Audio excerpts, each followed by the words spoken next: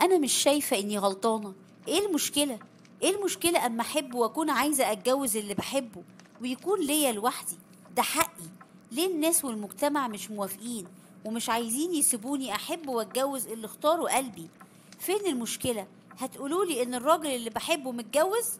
طب فين المشكلة إنه متجوز؟ فيها إيه؟ المهم إنه اختارني وحبني. هتقولوا عليا أنانية ووحشة وخطافة رجالة؟ لأ، الأناني اللي هنا هي مراته. وفيها ايه اما تسيب جوزها يتجوز؟ ربنا حلل للراجل انه يتجوز 4. فين المشكلة؟ لو كل زوجة ما بقتش أنانية وتوافق تسيب جوزها يتجوز، ساعتها هنعيش في حب وسعادة. لا، هنا بقى نقف. استنوا بقى، ده طبعا مش رأيي، ده رأي سماح، بطلة القصة بتاعتنا. تعالوا نسمعها وفي الآخر هنقول رأينا. أنا سماح، عندي 32 سنة، جميلة قوي، وده بشهادة كل اللي حواليا، لكن مطلقة. اتعرفت على حسن أما كنت في البنك، أصله شغال هناك، ومن أول ما شفته عجبني قوي ووقعت في حبه على طول. وبصراحة دخل دماغي، وكنت بحكي لمي صاحبتي عليه وبقول لها: ايه يا بنتي، من ساعة ما جينا وانتي ما وركيش كلام غير عن حسن ده؟ مش احنا قلنا تنسيه، ما تتكلميش عليه؟ عرفت انه متجوز وعنده ولاد. وفيها ايه يعني متجوز وعنده ولاد؟ هو عاجبني وبحبه، وبصراحة بقى انا ما صدقت ان هو كمان قال لي انه معجب بيا وبيحبني. بس ازاي يا سماح؟ ده متجوز وكمان ولاده كبار زي ما انتي قلتيلي. ما قلتلك بقى ايه المشكلة انه متجوز؟ ما هو حقه يتجوز 2 و3 كمان، فيها ايه يعني؟ فيها كتير، ده متجوز ومخلف، يعني حياته مستقرة. ليه تدخلي فيها وتبوظيها بالشكل ده؟ ما ينفعش تبني سعادتك على تعاسة واحدة غيرك.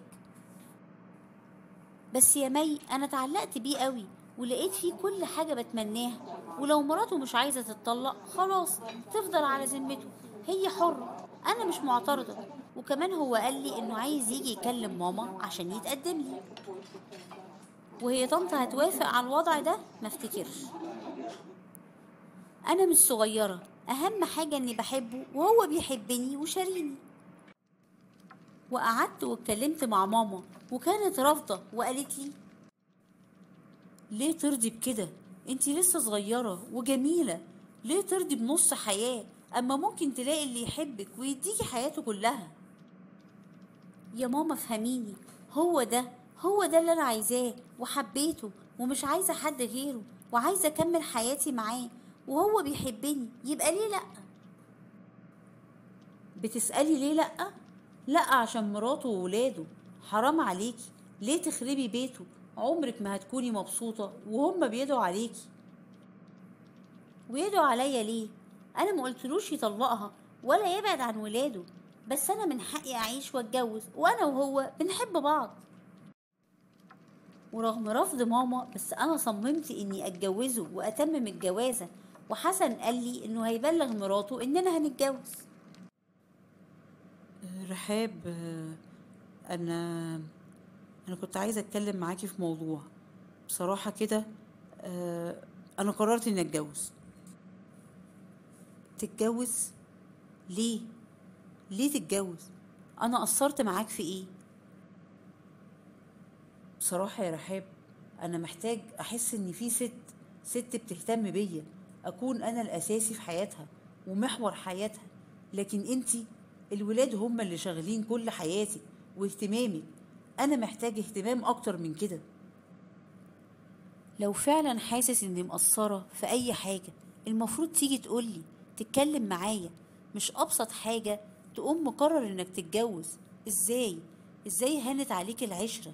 ازاي هان عليك البيت والولاد؟ ده احنا بينا 4 ولاد، ما فكرتش فيهم؟ هيحسوا بايه؟ هيتأثروا ازاي بقرارك ده؟ بدل ما تفكر في مستقبلهم واننا نأمن لهم حياتهم.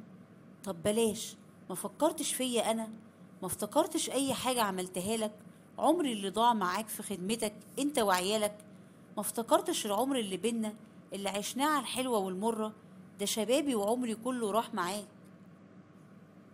يا رحاب، صدقيني انا عارف كل ده، بس انا راجل وليا احتياجاتي. راجل وليك احتياجات؟ طب ونسيت ان انا كمان ست وليا احتياجات، واتنازلت عنها كلها وضحيت بيها عشان خاطرك انت والولاد. ما تغلطش نفسك يا حسن، انا طول عمري شايلاك جوه عينيا، بس مادام انانيتك خليتك مش شايف ومش حاسس باي حاجة من اللي عملتها، يبقى خلاص الكلام بينا خلص. يعني ايه؟ انا مش فاهم تقصدي ايه بكلامك ده؟ يعني خلاص، اتفضل روح اتجوز وانا قاعدة في بيتي عشان خاطر ولادي. انا مش هتطلق واخلي عيالي متبهدلين بينا، مش لازم اكون انانية، كفاية انت. يعني ايه يا حسن؟ وافقت؟ ازاي؟ وقبلت الوضع كده عادي؟ فين كرامتها؟ ده انا قلت اول ما تعرف مش هتسكت وهتهد الدنيا وهتصر على الطلاق. وده اللي تعبني يا سماح، انها وافقت مع اني متأكد انها مجروحة قوي. بس هي كده رحاب، عمرها طيبة وبتضحي بنفسها عشاني انا والولاد. حتى بعد ما عرفت باللي انا عايزه سكتت واستحملت. بس المرة دي انا متأكد انها سكتت عشان خاطر الولاد بس، مش عشاني انا. وايه كمان ان شاء الله؟ انت قاعد عمال تتأمل في صفاتها وفي قلبها الطيب وعمال تقول اشعار. لما انت بتحبها قوي كده عايز تتجوزني ليه؟ طبعا بحبها، دي ام عيالي وعشرة عمري وما شفتش منها الا كل خير. بس ده مش معناه اني مش عايزك، انا عايزك جنبي. انا بس بحكي لك اللي حصل. وفي مرة كنا خارجين مع بعض وكل ثانية تليفونه بيرن، فقلت له ما خلاص بقى كفاية تليفونات تليفونات، طول ما انت قاعد معايا لازم التليفونات دي تشغلك عني، مش معقول كده. معلش يا سماح، دول ولادي برضو اكيد محتاجيني، هعمل ايه؟ وهي فين مامتهم ان شاء الله؟ شايلة ايديها خالص كده، ولا لازم ترمي عليك كل حاجة وانت بقى اللي تشيل وتحل كل المشاكل؟ طب اعمل ايه؟ ما انا ابوهم، يعني مين اللي هيحل مشاكلهم غيري؟ بس بصراحة انا مستغرب ايه اللي حصل لهم. فجأة كده مشاكلهم كترت وزادت قوي وبقت بالشكل ده. طبعا هي الست هانم امهم مراتك هي اللي مسلطاهم عشان يعكننوا علينا. ده عمرهم ما كانوا كده، ما كنتش بحس بأي مشاكل ليهم، على طول هاديين. لكن دلوقتي كل واحد فيهم جايلي بمشكلة أكبر من التاني. هي امهم صدقني، عشان تنكد علينا وتخليك دايما مشغول بمشاكلهم وحواراتهم وتلهيك عني وتنكد علينا. ده شغل ستات كهينة. لا، رحاب، رحاب ملهاش في الحوارات دي. هي ما تعرفش تكذب وتحور، أصلك ما تعرفيهاش. رحاب دي أنا مربيها على إيدي، اتجوزتها وهي عندها 18 سنة، ومن ساعة ما دخلت بيتي ما بتخرجش منه إلا وهي معايا. ما اشتغلتش وما لفتش ودارت، ما تعرفش حوارات الستات دي. ايه ده بجد؟ ايه اللي انت بتقوله ده؟ ده انت عمال تتغزل فيها، ما تراعي مشاعري شوية. انت ليه محسس انك متجوز ملاك بجناحين؟ ساعتها كنت هتجنن، وقلت لو فضلت مراته تعمل كده وتتصل عليه كل شوية وتخلي ولاده يشغلوه هيبعد عني. وفكرت ساعتها وعرفت اجيب رقمها وكلمتها وقلت لها الو، ايوه انتي رحاب مرات حسن؟ أيوة، مين معايا؟ انا سماح خطيبة حسن جوزك. بجد؟ طبعا، أي خدمة أموريني. انا بس كنت حابة اقولك على حاجة، بلاش الشغل اللي انتي بتعمليه ده، خلينا كويسين مع بعض. اوعي تفتكري انك لما تخلي ولادك كل شوية يتعبوا حسن بمشاكلهم ويضطر انه يلغي مقابلات كده هتقدري تبعديه عني. لا، ما تحاوليش. ايه ده؟ هو حسن بيلغي مقابلاته معاكي بحجة مشاكل الولاد؟ غريبة، مع انه على طول بيكون قاعد في البيت معايا، والولاد بيكونوا في كليتهم او خارجين عادي مع اصحابهم من غير اي مشاكل. وساعات بقعد اقول له اخرج وانا هروح لماما، يقول لي لا ويصمم انه يقعد معايا. اخرها مثلا يوم الجمعة اللي فات كان اجازة، فخد الخميس كمان عشان نغير جو ونسافر، مش بيحل مشاكل ولا حاجة. روحي بقى شوفي هو ليه مش عايز يخرج معاكي وبيتحجج بالولاد. مع اني اعرف ان الواحد لو عايز يعمل حاجة حتى لو ولاده منعوه برضه هيعملها. يلا بقى هضطر اقفل عشان حسن طالب مني النهاردة اعمل له محشي وبط، اصله بيحبهم من ايدي قوي. سلام. وقفلت السكة في وشي. تخيلوا، قفلت وانا مصدومة. انا كنت متكلمة عشان اجننها، هي اللي جننتني. ما كنتش مصدقة اللي حصل. ساعتها كلمت حسن بس ما ردش عليا، اصل نسيت اقول لكم بقاله كذا يوم مش بيرد. بس قعدت ازن وابعت في رسايل، ورد عليا اخيرا وقلت له لازم نتقابل، ونزلت قابلته. ساعتها قلت له هو في ايه يا حسن، مش بترد عليا ليه بقالك كذا يوم؟ مشغول. مشغول يا سماح، مشغول بمشاكل الولاد اللي مش بتخلص. الله يكون في عونك. طب وقولي عملت ايه في المشكلة اللي حصلت يوم الخميس اما كنا المفروض نتقابل ولغيت الميعاد؟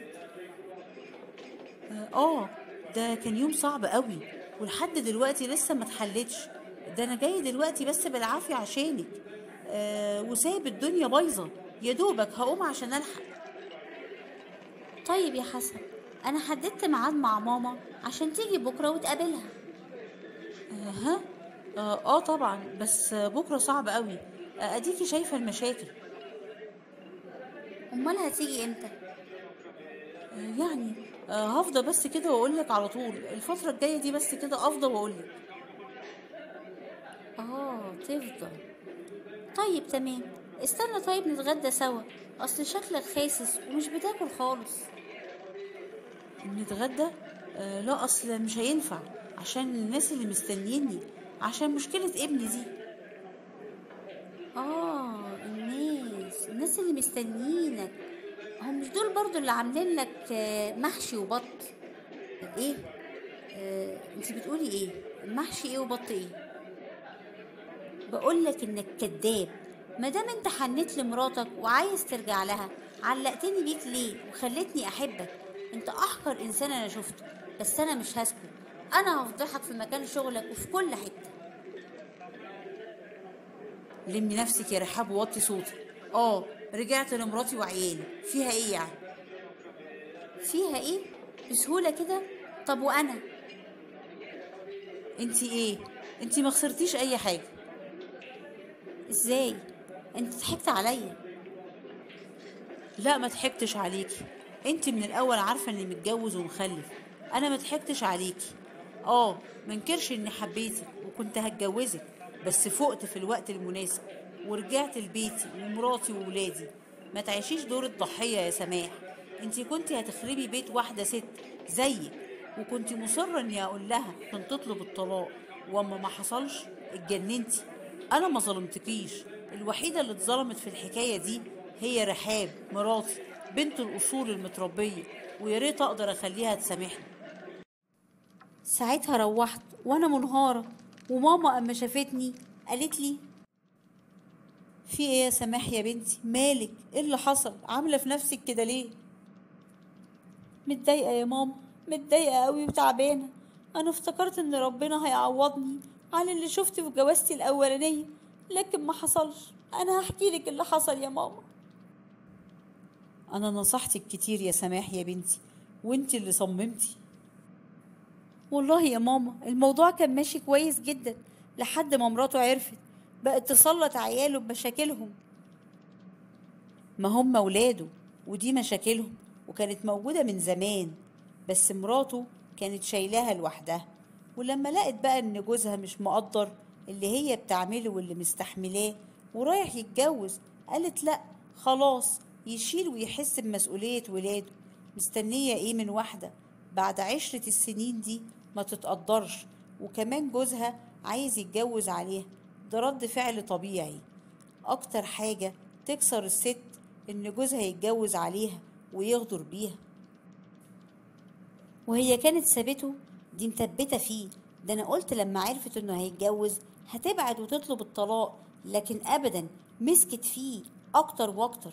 انا مش فاهمة، لما كل واحدة ماسكة في جوزها كده بالشكل ده، احنا بقى المطلقات والأرامل نعمل ايه؟ نتجوز ازاي؟ دي ست جدعة وبنت أصول بتحافظ على بيتها اللي بنياه بقالها سنين. وانتي برضو ممكن تتجوزي وتحافظي على بيتك. اتجوزي من أرمل أو مطلق أو حتى متجوزش خالص، وتبدأوا مع بعض من الأول.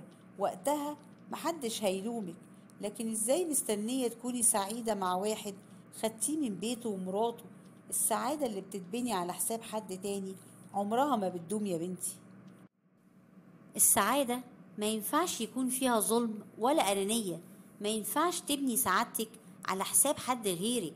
ست زيك ملهاش أي ذنب غير إن جوزها بص بره، وربنا حلل الجواز أكتر من مرة للراجل، بس حط شروط وأسس لازم تتوفر. مش أي راجل يقول ربنا محلل لي إني أتجوز أكتر من واحدة عشان هو عايز كده. ما تظلمش مراتك وتذبحها بسكينة تلمة بحجة إن عندك رخصة إنك تتجوز أكتر من مرة. بسم الله الرحمن الرحيم. فإنكحوا ما طاب لكم من النساء مثنى وثلاث ورباع، فإن خفتم ألا تعدلوا فواحدة. صدق الله العظيم.